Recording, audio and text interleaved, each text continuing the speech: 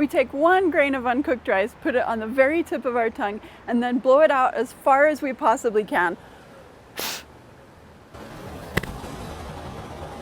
Sorry, neighbor. Just kidding.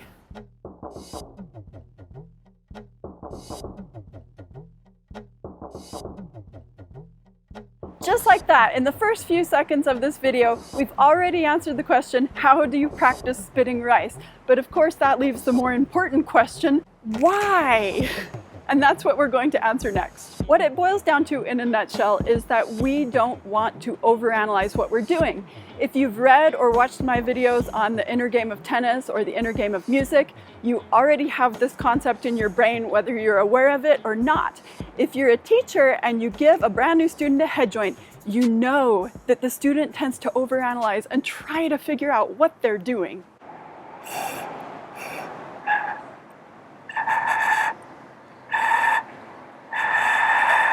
You know it's true.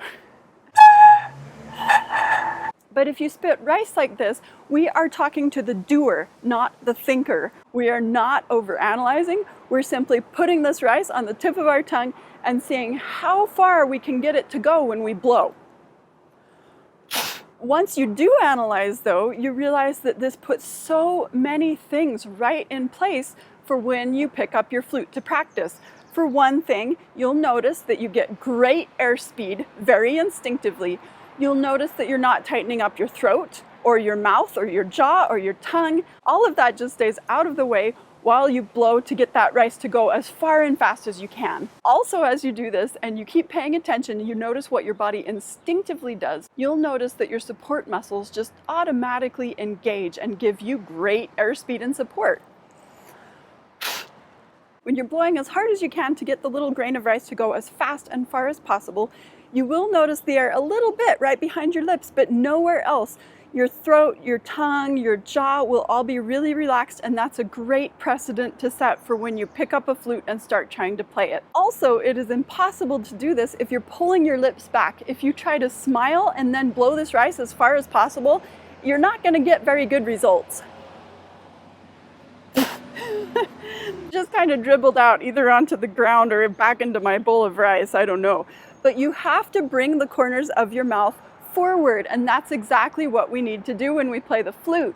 Too many students are tempted to pull their lips back, especially smile in the low register, and you can't do that and get the rice to go far and fast.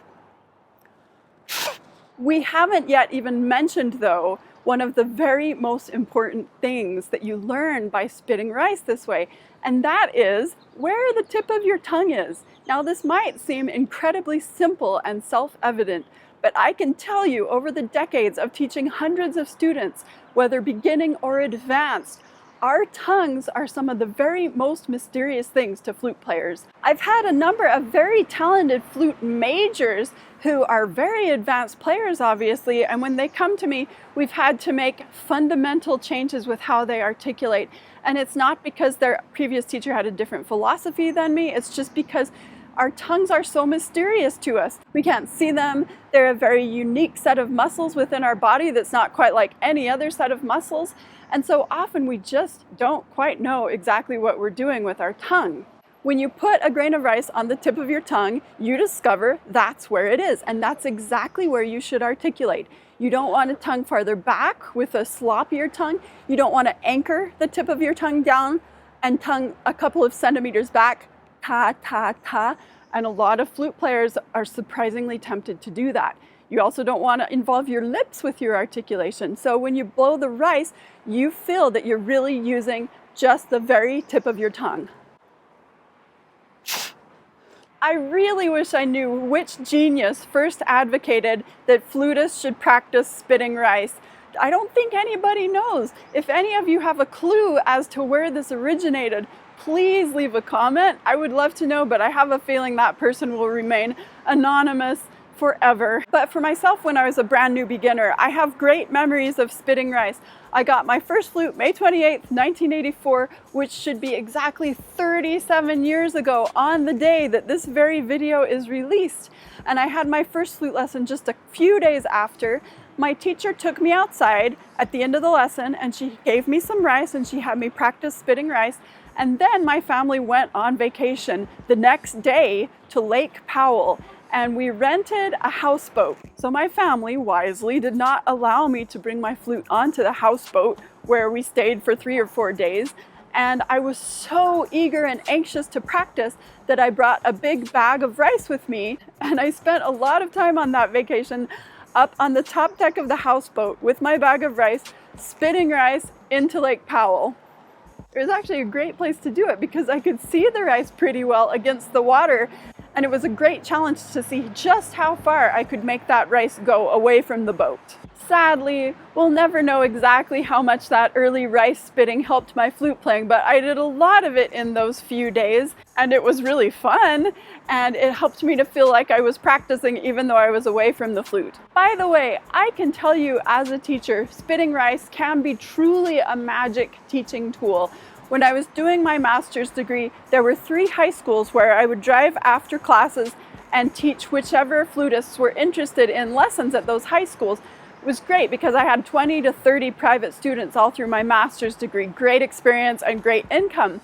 I had one student in high school who told me that through the years of band and lessons, nobody had ever been able to manage to teach her how to tongue.